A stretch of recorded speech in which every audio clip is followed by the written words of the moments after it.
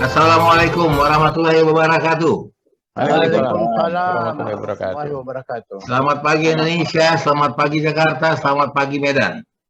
Nah, kalau kita ada di Medan ada berapa orang? Ada 3. Nah, kita 3 di Jawa. Jadi topik kita pagi ini mudah-mudahan jadi bermanfaat juga bagi orang sebagai pengetahuan paling tidak. Kalau aku bicara soal ini nanti aku jadi tahu gitu ya. Jadi berangkatnya begini, Jaya.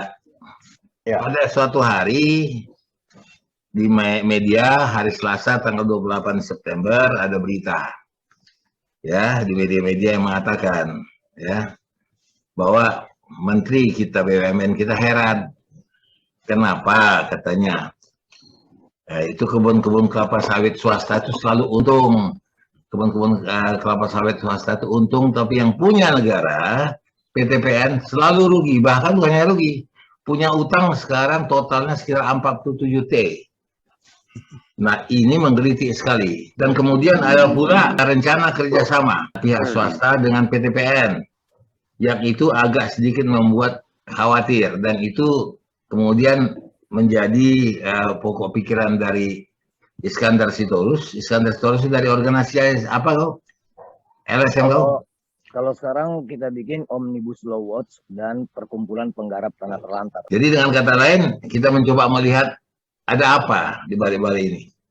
Cuma kalau tidak dikulik-kulik tak kelihatan. Kalau dibiarkan saja, jalan saja mereka, entah kemana larinya, toto rugi lagi nanti. Karena ini masalahnya cukup pelik dan rumit, ya mungkin. Tapi biasa kalau kita di Medan punya cerita, yang serumit apapun kita bikin. Jadi jenaka kita bikin, jadi ketawa-ketawa. Banyak hal-hal yang bisa diejek, dicemeh, kalau orang kita Melayu bilang. Dan mencemeh orang tusur. Ya. Bang Halis, silakan dulu. Sebagai orang yang dituakan. Aku kalau narasi yang dibuka oleh Hari ya tentang masalah adanya kerugian antara PTPN, jadi perkebunan dikelola oleh pemerintah dengan swasta, tak menjadi pemikiran sama aku tuh. Itu urusan si Idrusnya itu. Cara marketingnya bagaimana apanya semua kan gitu. Tapi aku lebih penting ini tentang bagaimana getol dan semangatnya Iskandar ya. Kebetulan dua-dua kita ini menghadirkan Iskandar, orang yang berpikir tentang tanah, kemudian Oka Said ini juga orang yang ahli dengan tanah, itu kan begitu ya.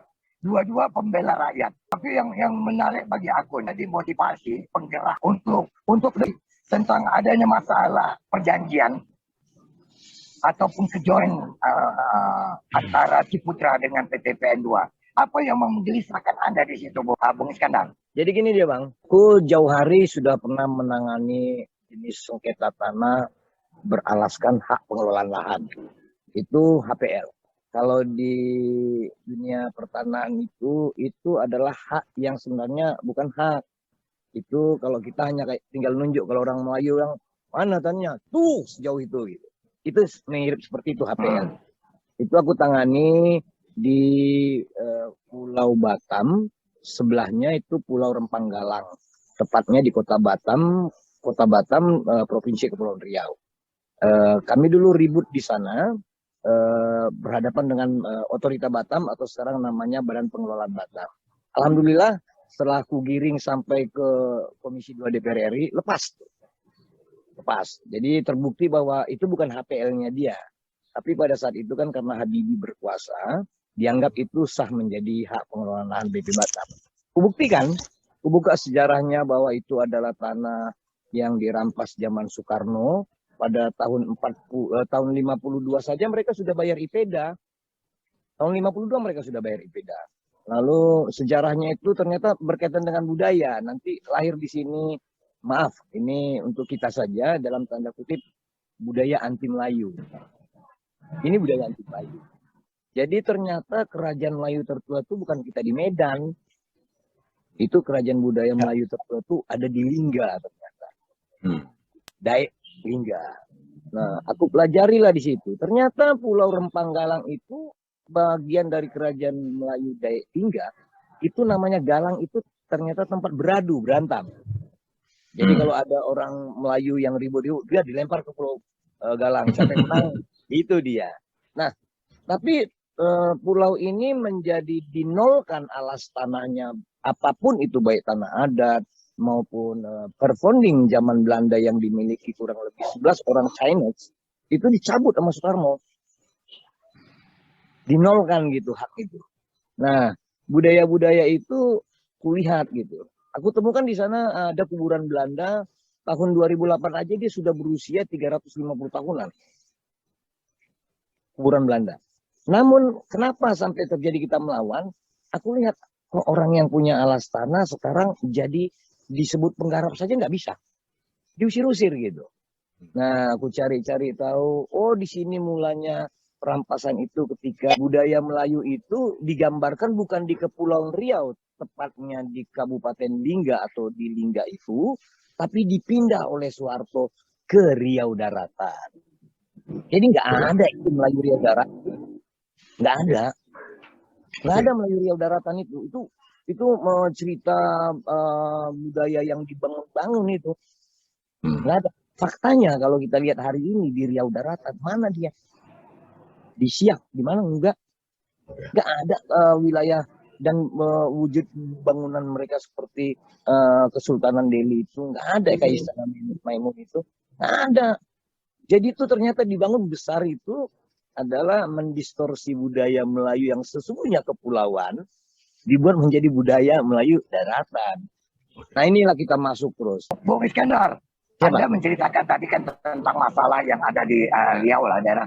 Sekarang yang ingin saya tanyakan, begitu Anda sekali terhadap masyarakat adat Melayu, boleh dikatakan di Sumatera Utara ini kan, ini apa yang menjadi kerisauan Anda itu, sehingga akhirnya Anda begitu semangatnya? Karena kalau kita pikir-pikir, mungkin masyarakat adat Melayu ini, Oka Saidin yang harusnya lebih semangat untuk membelanya ini kan. Ya. Cuma Iskandar mungkin tadi dia coba angkat mengenai status tanahnya, gitu kan, status tanah kepemilikan, gitu kan. Tadi kan dibuka oleh Isari kan. Tapi gini terus, saya mau tahu dulu dengan Abung Saidin itu kan. Dia tentu ada kerisauannya kan. Kan dia sangat paham tentang tanah-tanah ex-PTPN ya kan yang ada di Sumatera Utara. Sebagai seorang tokoh Melayu, tentu dia sangat paham ya tentang tanah PTPN 2 ini. Timbul kasus dengan ada gejolak hati daripada Oka Saidin. Bisa dilakukan Oka tentang sejarah PTPN ini, tanah-tanah yang dikuasai oleh PTPN. Terima kasih. Assalamualaikum warahmatullahi wabarakatuh. Jadi hari ini saya pikir yang ya, hari yang bertuah juga lah dalam hidup saya ini, ya kan? Karena berjumpa dengan senior-senior di sini, ya. Kalau Bang Jaya udahlah tiap hari kami kalau upacara berpapasan, ya. Tapi kalau Bang Hari, Bang Idrus nih, ya ini saya rasa ini ya. Udah tua-tua begini dapat sahabat baru, rasanya payah mencari kawan umur di atas 60. Balik muda, Pak, balik muda. Iya, balik muda. Nah, saya teringat silaturahmi ini memanjangkan umurnya. Nah, tapi balik lagi ya, Sur juga tadi mendengar ini Iskandar, ya bagaimana dia katakan soal peradaban Melayu tadi, ya kan, yang tergusur. Dan nanti mungkin ujungnya kita akan lihat ke sana. Jadi khusus ya, sebelumnya saya mungkin mengenalkan diri dulu supaya nanti tidak ini. Saya ini sebetulnya dilahirkan saya ini di Batubara, Bang Idrus. Batubara Asahan. Ya. Mak saya pun dari sana, ayah pun dari sana semua. Tapi kemudian saya mendapat ketika saya kuliah, ya penelitian dan macam-macam yang saya apakan itu terkait dengan tanah adat suku Melayu. Karena saya asistennya Prof. Mahadi, Profesor Mahadi. Mariam Daros. Mahadi itu pernah menjadi sekretaris pada masa Kesultanan Delhi. Jadi sampai pun akhirnya ketika beliau meninggal, ahli warisnya Prof. Irma menghadiahkan semua buku Profesor Mahadi ke saya semua. Jadi ada sekitar 7.000 buku sekarang yang ada di perpustakaan saya itu Itu sekitar 1.500 itu adalah buku Profesor Mahadi sekarang ini. Nah, dan saya 10 tahun menjadi sekjen Majelis Adat Budaya Melayu. Nah, setelah sebelumnya menjadi wakil ketua AMPI, wakil ketua Manahan Lubis, pernah juga menjadi sekretaris di KNPI, ya, pernah sekretaris KMI Sumatera Utara bersama Prof. Hasnil Basri Siregar, pernah masa mahasiswa tak terhitung lah, karena dari komisariat sampai di HMI cabang Medan di Batku, sampai menulis tesis pun di Jalan Diponegoro di Jakarta sana, menyelesaikan studi. Akhirnya saya menjadi dosen di Universitas Sumatera Utara, samalah dengan Bang Jaya sekarang, dan saya sekarang menjadi guru besar, ecek-eceknya profesor lah saya sekarang ini di Universitas Sumatera Utara. Nggak ecek-ecek lah itu, betul itu.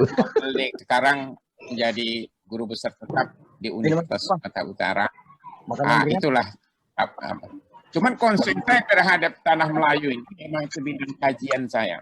Karena seluruh dokumen tanah-tanah adat dan tanah-tanah layat masyarakat Melayu Sumatera Timur, konsentrasi saya bersama Dr. Edi Ihsan, ya, tokoh Melayu, tokoh HMI, tokoh LSM, sekarang menjadi wakil rektor 1 Universitas Sumatera Utara. Kami mendapat kesempatan riset beberapa kali untuk meneliti tanah ini di National Archive ya di Den Haag. Maka terkumpullah sekarang semua dokumen itu. Edi Ihsan pun menulis disertasinya tentang tanah-tanah Wak Melayu Sumatera Timur. Dan dia pertahankan disertasinya itu di program ya pasca sarjana Universitas Sumatera Utara, setelah S2-nya beliau selesaikan di negeri Belanda. Nah, apa yang dapat saya tangkap di situ adalah bahwa ya, sebetulnya tanah-tanah ini, kata Van Vollenhoven, Tenhar, ya, Tenhar ini adalah guru langsung Profesor Mahadi. Seluruh Sumatera itu adalah milik masyarakat adat, seluruh. Orang Melayu punya tanah adat, orang Karo punya tanah adat, orang Mandailing punya tanah adat. Semua kita punya. Tapi di pertengahan abad ke-19, tepatnya 1860 sekian, datanglah namanya Nyenhis, bercocok tanam tembakau. Itulah awal mulanya. Nyenhis datang dari Belanda, meminta kepada raja-raja, waktu itu negeri Republik Indonesia belum ada, 1860-an ini. Diminta, kami mau tanam tembakau, kata Nyenhis. Oh, baik kalau begitu. Teslah tanah tadi ditanami di Langkat, ditanami di Serdang, ditanam di Asahan, ditanam di Labuan Batu, tanam semua sebetulnya waktu itu. Tapi tak ada yang cocok. Yang cocok hanya daerah Sungai Wampu dan Sungai Ular. Diteliti juga apa kesimpulannya sampai Sewampu Seular, rupanya itu adalah pengaruh dari angin Bahoro, pengaruh dulu waktu terjadi proses pembentukan lapis mineral bumi, lapis mineral, kemudian angin pagi dari tanah Karo, angin malam datang dari laut. Jadi udara semua menentukan. Daerah Sewampu dan Seular itulah yang cocok. Sewampu Seular tak juga semua. Ada daerah-daerah tertentu juga. Akhirnya datanglah underneming Belanda, kebun Belanda tadi meminta konsesi kepada Sultan. Kata Sultan, ini tanah bukan tanah saya. Ada rakyat di dalam itu. Macam mana? Oh begini, kata pengusaha Belanda. Kita keluarkan semua orang yang ada di dalam nih. Itulah awalnya. Di dalam kebun itu, dari pinggir kebun itu, dikeluarkanlah orang-orang yang tinggal di dalam tanah yang hendak dikonsesikan tadi. Jadi misalnya dipatok 7.000 hektar untuk kawasan konsesi Helvetia. Siapa yang ada di dalam 7.000 hektar? Siapa yang ada? Wadah rakyat, keluarkan.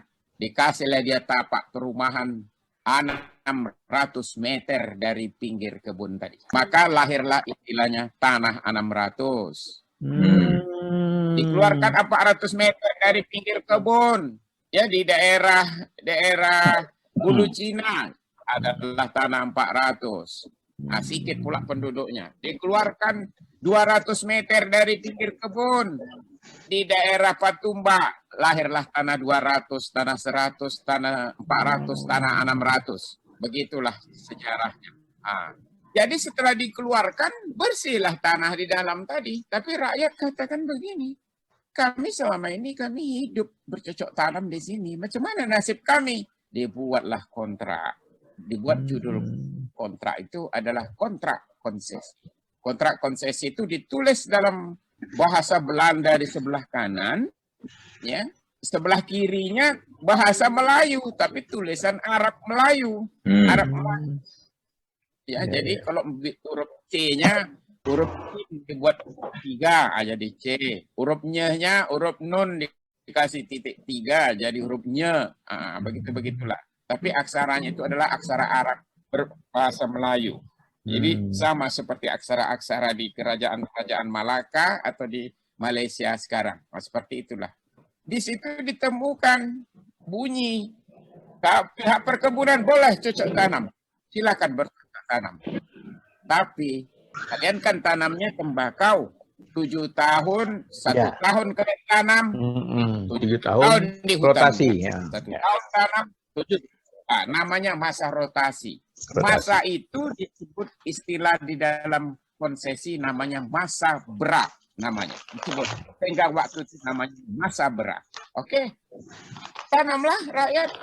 Asal tak ditanam tembakau, rakyat bertanam. 1 tahun musim tanam. Habis itu dia pindah lagi. Nah, pindah terus pindah. Jadi dibuat tanah itu berjalur-jalur. Apa begitu macam tanah mobil jalar tuh jalur-jalur, maka tanahnya disebut tanah jaluran. Nah, rakyat tadi yang menunggu 1 tahun musim tanam tadi disebut rakyat penunggu. Nah, yang ini nanti di kemudian hari rakyat penunggu itu bahasa Belandanya namanya opgezettenen namanya. Yang ini nanti di kemudian hari pada tahun 56 itu tak dikasih lagi, dia membentuk Badan Perjuangan Rakyat Penunggu Indonesia, itulah namanya BPRPI yang ada sekarang. Nah, lalu bertanamlah di situ rakyat tadi. Nah, tibalah gilirannya Indonesia merdeka. Saya potong saja.